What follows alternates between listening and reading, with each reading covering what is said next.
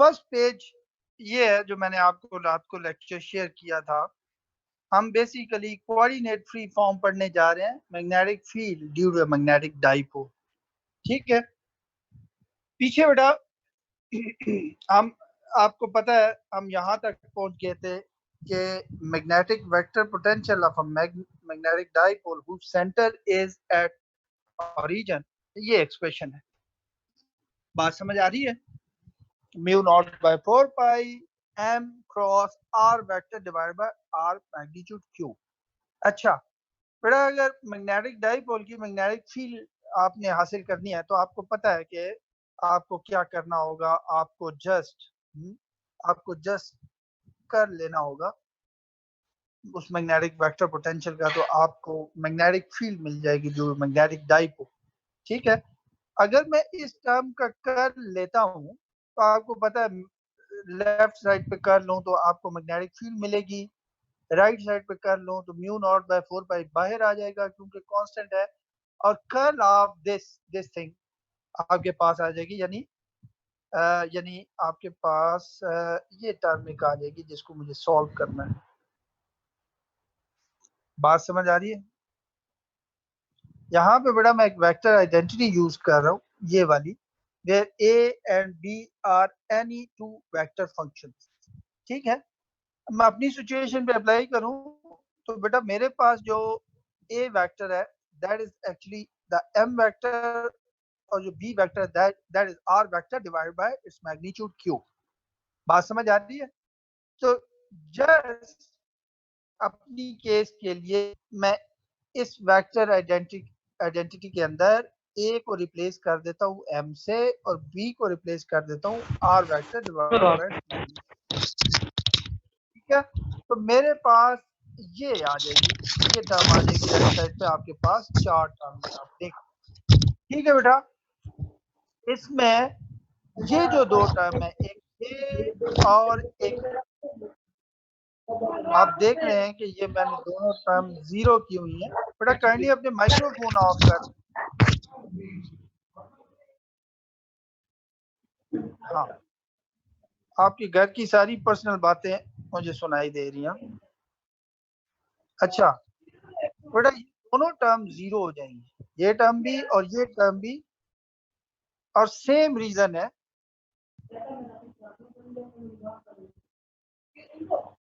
ताऊद 17E34 kindly अपना microphone of कर लें बेटा।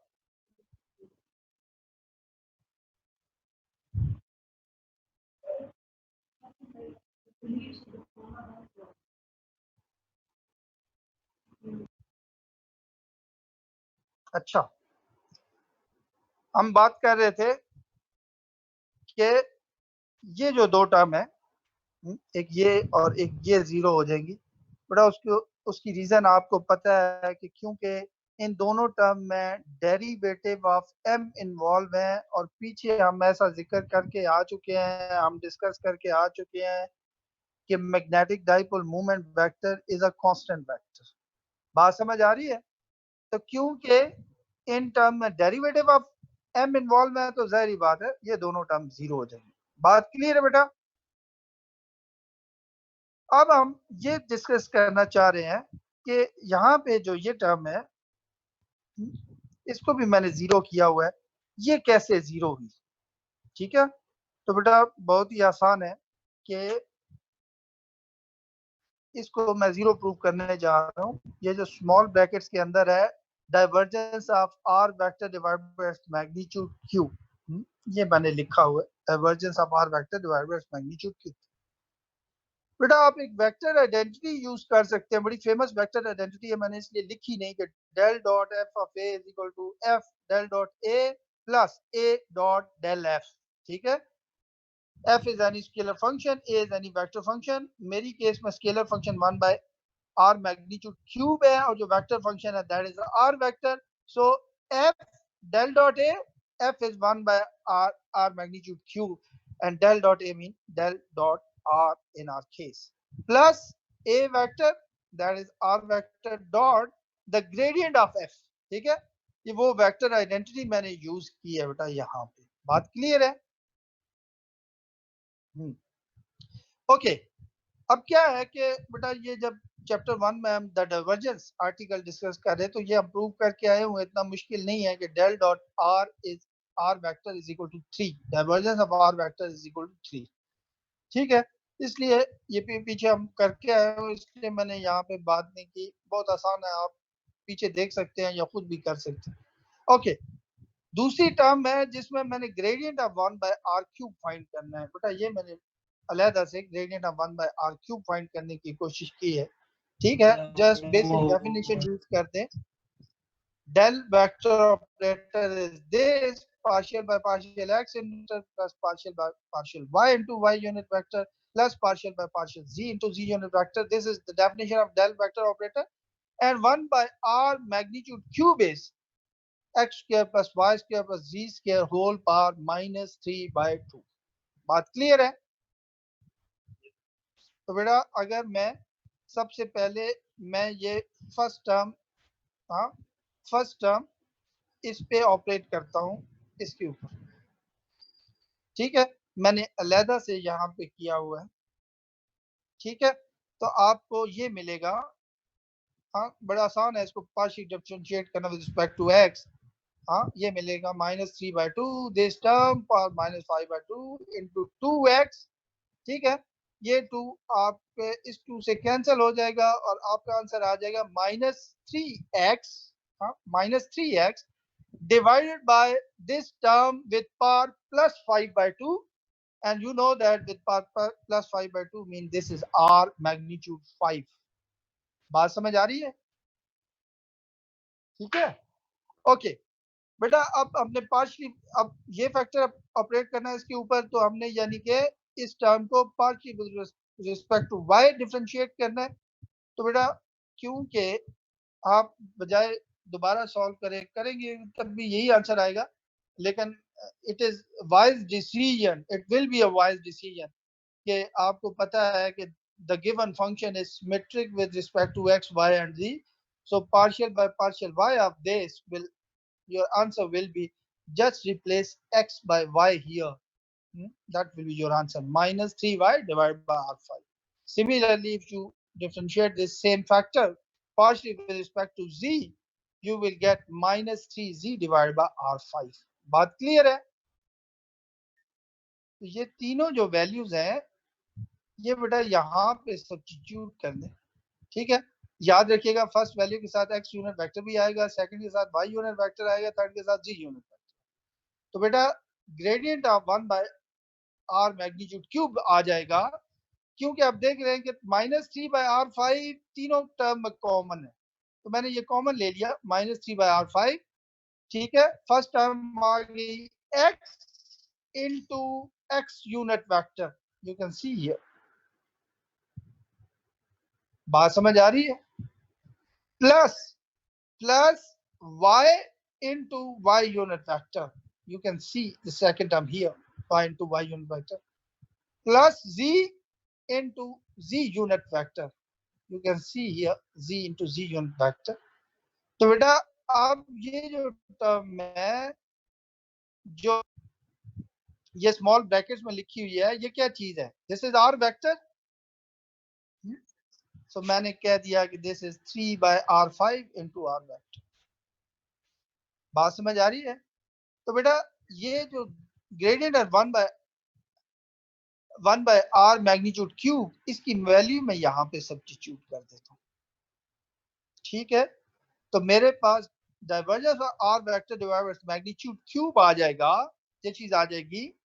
Okay, 3/r cube, 3/r cube, and this will be -3/r5 r vector, -3/r5 r vector dot r vector, dot r vector.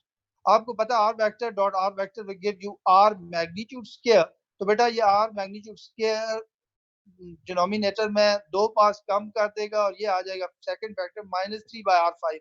so 3/r5 -3/r5, you can see here 3/r cube, 3/r cube -3/r cube, your answer will be 0। that's why I have said that this factor will be 0।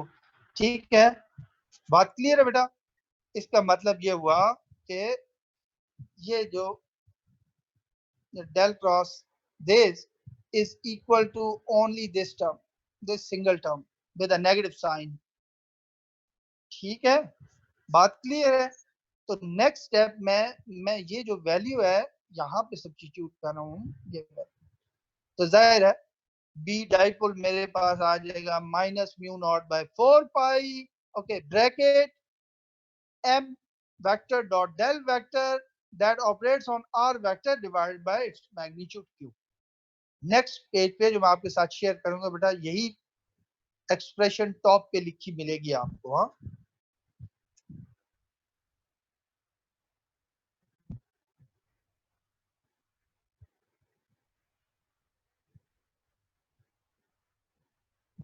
ये बेटा आप देख ही रहे हैं कि वो जो मैं कह रहा था कि ये एक्सप्रेशन आपको टॉप पे लिखी मिलेगी।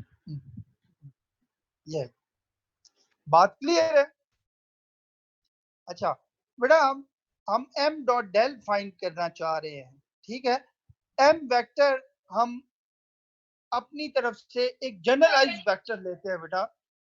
मैं असल में ये जनरलाइज यानी कि सिचुएशन के लिए मैं सॉल्व करना चाह रहा हूँ, फर्क नहीं पड़ता, लेकिन मैं इसलिए जनरलाइज केस के लिए सॉल्व करना चाह रहा हूँ। मैं बताता हूँ साथ साथ कि मसलन मैं कहता हूँ कि यहाँ पे जो m वेक्टर है that is equal to this where mx my mz are the x y and z component of m vector. बात समझ आ रही है? और ये भी बताता चलूं कि mx my mz ये जितने भी कंपोनेंट है x y और z कंपोनेंट, बेटा दीज आर जस्ट नंबर्स, क्योंकि आपको पता है कि m is a constant vector. बात क्लियर है? अच्छा, साथ साथ मैं अपनी केस भी डिस्कस कर लूं कि बेटा मैं यहाँ पे जनरलाइजेशन मैंने की है जनरलाइज रिजल्ट के लिए।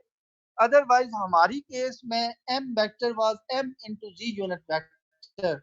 आपको पता है कि वो जो डाइपोल जिसकी हम बात कर रहे हैं उसका सेंटर ओरिजिन पे है और वो जी डायरेक्शन में पॉइंट कर रहा है, लेकिन लाजमी नहीं है कि हमेशा डाइपोल मैग्नेटिक डाइपोल जी डायरेक्शन में पॉइंट करे, वो 3 डायमेंशनल स्पेस में भी पॉइंट कर सकता है। इसलिए मैंने ये जनरलाइज केस लिया, क्योंकि हमारी केस में सिर्फ और सिर्फ जी कंपोनेंट एग्जिस्ट करता है एम वेक्टर का, ठीक है। एक्स कंपोनेंट और वाई कंपोनेंट दोनों ही जीरो हैं। बात क्लियर है बेटा? हाँ, तो एम वेक्टर मेरे पास ये है, और डेल वेक्टर ऑपरेटर आपको पता है partial by partial x into x unit vector plus partial by partial y into y unit vector plus partial by partial z into z unit. बात क्लियर है ना बेटा? ओके, तो बेटा अगर आप एम वेक्टर का डॉट लें डेल के साथ, तो बेटा आपके पास टोटल 9 टर्म्स आएंगी, जिनमें से 6 जीरो होंगी और 3 सरवाइव करेंगी। वो तीन सर्वाइविंग टर्म बेटा ये होंगी। This is m dot del. बात क्लियर है? अच्छा बेटा, अगर हम अपनी केस के लिए करते, यानी कि सिर्फ इसके लिए जनरलाइज ना करते, तो बेटा ये दोनों टर्म जीरो आनी थी। बात क्लियर है? ये दोनों टर्म जीरो आनी है, क्योंकि आपको पता है एम एक्स और एम वाई दोनों जीरो है, ये दोनों टर्म जीरो आनी। बात क्लियर है? साथ साथ क्लियर होती जा रही है कि हमारी केस में सिर्फ ये टर्म आनी। बहरहाल आगे चलते हैं। अब क्या है कि यहाँ से क्लियर है कि पहले ये टर्म ऑपरेट होगी इसके ऊपर। मैं आपको यहाँ पे करके दिखाता हूँ। ये जो टर्म है, ये टर्म है, ये ऑपरेट होगी इसके ऊपर, ठीक है। इसको बेटा मैंने अलहदा से सॉल्व करने की यहाँ कोशिश की है। M x partial by partial x that operates on r vector divided by magnitude cube, ठीक है। That will be m x partial by partial x. R vector आपको पता है ये है, मैंने लिख लिया, और आर मैग्नीट्यूड क्यूब आपको पता है x square plus y square plus z square whole power 3/2 है। बात क्लियर है? अगर बेटा ये जो डिनोमिनेटर में फैक्टर है मैं इसको नोमिनेटर में ले जाऊं, यानी आर वेक्टर के साथ इस फैक्टर के साथ मल्टीप्लाई कर दूं, तो आपको पता है कि इसकी पावर -3/2 हो जाएगी। और मैं ऐसा क्यों कर रहा हूं? मैं इसलिए ऐसा कर रहा हूं ताकि मैं u इंटू वी फॉर्मूला से आसानी के साथ डिफरेंशिएट कर लूं partially with respect to x. U into v formula use करके, ठीक है, ओके। तो u into v formula use करते हैं तो second function as it is, आपको पता है सेकंड फंक्शन विद पावर -3/2 होगा, second function as it is.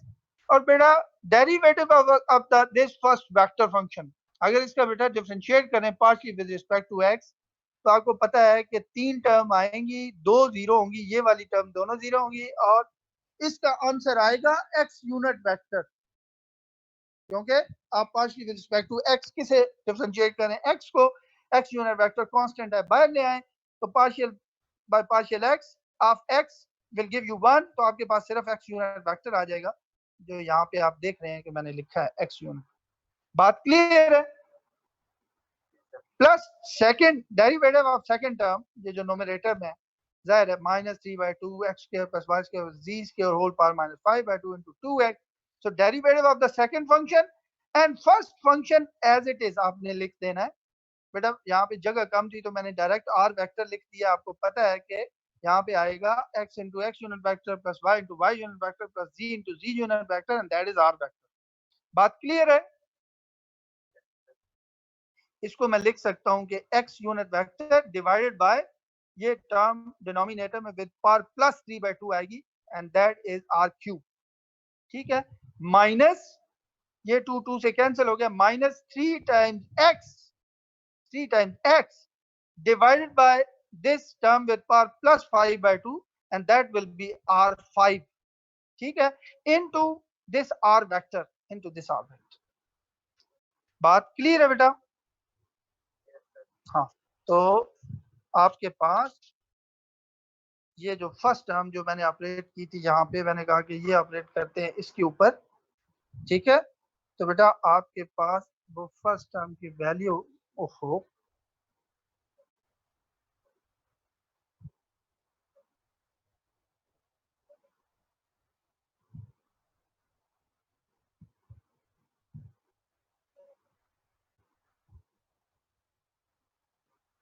वो फर्स्ट टर्म की वैल्यू ये आ,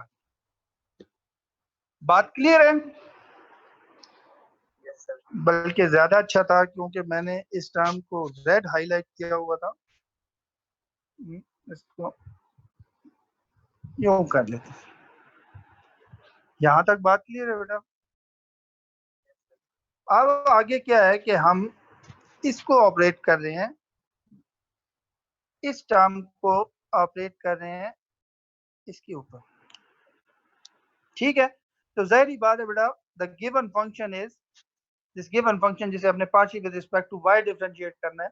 आप देख सकते हैं कि given function is symmetric with respect to x y and z, तो बेटा जब आप with respect to y partial differentiate करेंगे, इस टर्म को ऑपरेट करेंगे इसके ऊपर, तो फिर आपके पास ये आंसर आ जाएगा, ठीक है, जस्ट यहाँ पे mx रिप्लेस होगा my के साथ, x यूनिट वेक्टर रिप्लेस होगा y यूनिट वेक्टर के साथ, और यहाँ डिनोमिनेटर में x रिप्लेस हो जाएगा, नोमिनेटर में x रिप्लेस हो जाएगा y के साथ। बात समझ आ रही है? अच्छा, अब मैं ऑपरेट कर रहा हूँ, ये आप देख रहे हैं थर्ड, ये इसको इसके ऊपर, ठीक है, तो आपके पास बेटा जाहिर है सिमेट्री का function with respect to x y and z, तो आपके पास ये आंसर आ जाएगी, आप बेशक करके देख लीजिएगा, ये आंसर आ जाएगा। बात समझ आ रही है? तो बेटा ये जो तीनों वैल्यू हैं, ये और ये आप यहाँ पे सब्स्टिट्यूट कर दें तो आपके पास आ गया, आपके पास आ गया -μ0/4π, यू कैन सी -μ0/4π ही है। तो बेटा इन सारी टर्म में से जो पहली तीन वैल्यू है, आप देख सकते हैं कि इनमें 1/r³ कॉमन है, तो मैंने 1/r³ कॉमन ले लिया, अंदर आपके पास आ जाएगा mx into x unit vector plus my into y unit vector plus mz into z unit vector, you can see here, इसको ये मैंने स्मॉल ब्रैकेट्स में लिखा हूँ, and that is actually the m vector, ठीक है। जो सेकेंड टर्म है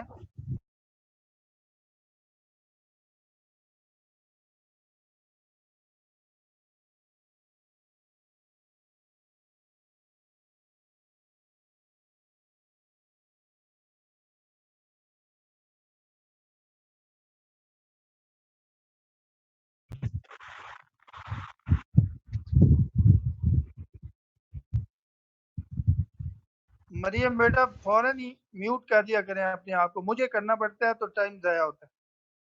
अच्छा, इन सारी टर्म में आप क्योंकि नोट कर रहे हैं कि 3/r5 और r वेक्टर कॉमन है, 3/r5 और वेक्टर मैंने कॉमन ले लिया, अंदर आपके पास आ जाएगा mx into x plus my into y plus mz into z. ये चीज ठीक है, ये चीज आ जाएगी। बात समझ आ रही है? और अगर आप हमारी केस में अगर अपनी केस डिस्कस कर रहे होते तो बेटा ये दोनों टर्म जीरो होनी थी, सिर्फ ये आनी थी, क्योंकि आपको पता है एम एक्स और एम वाई हमारे दोनों जीरो है, और हमारी केस में ये दोनों टर्म भी जीरो होनी थी और सिर्फ ये आनी थी। बात समझ आ रही है ना? साथ साथ मैं अपनी केस में डिस्कस करता जा रहा हूँ। लेकिन बेटा अगर ये जीरो भी होती तो ये हमारे पास एम वेक्टर ही आना था, एम वेक्टर, ठीक है। और ये जो स्मॉल ब्रैकेट में टर्म है, आपको पता है कि this is actually m vector dot r vector. You know m vector, you know r vector, इनका डॉट ले लें बेटा, यही आंसर आएगा। टोटल 9 टर्म्स आएंगी जिनमें ये तीन सर्वाइव करेंगे। बात समझ आ रही है? तो मैं क्यों ना, बाहर एक नेगेटिव साइन है तो मैं क्यों ना यहाँ से नेगेटिव साइन कॉमन ले लूं, तो this term will become positive, this will become negative and this sign will become positive. यही मैंने किया नेक्स्ट में, mu naught by 4 pi with positive sign and this will be plus 3/r5, you can see plus 3/r5 into m vector dot r vector into m vector dot r vector, और एक common vector ये r vector. बात समझ आ रही है? This term with negative sign m vector divided by r magnitude cube, negative sign m vector divided by r magnitude cube। बात clear है बेटा? अच्छा, आप देख सकते हैं यहाँ पे दो r वेक्टर नजर आ रहे हैं आपको, ठीक है। और हमें इतना पता है कि r vector is equal to r magnitude into r unit vector, where this r magnitude represent the magnitude of this r vector and this r unit vector represent the direction of this r vector। तो बेटा मैं r vector को r magnitude into r unit vector से replace कर दूं यहाँ, तो ये दोनों ही r यूनिट वेक्टर हो जाएंगे और इनके साथ r मैग्नीट्यूड स्क्वायर मल्टीप्लाई हो जाएगा। ये मैंने लिखा है, r यूनिट वेक्टर हो गए दोनों और r मैग्नीट्यूड स्क्वायर, और ये r मैग्नीट्यूड स्क्वायर r5 की दो पार्ट्स को कम कर देगा, तो डिनोमिनेटर में यहाँ पे भी r क्यूब आ जाएगा, इधर भी डिनोमिनेटर में r क्यूब है, तो बेटा 1/r क्यूब कॉमन ना ले लें आप, mu naught by 4 pi 1 by r cube common 3 times m vector dot r unit vector into r unit vector minus m vector। ये रिलेशन आ गई, बी डाइपोल हमारे पास ये आ गई, ठीक है। ये जो बी डाइपोल है हमारे पास, दैट इज इक्वल टू, या बात क्लियर है बेटा? अब हम नेक्स्ट पेज शेयर करते हैं।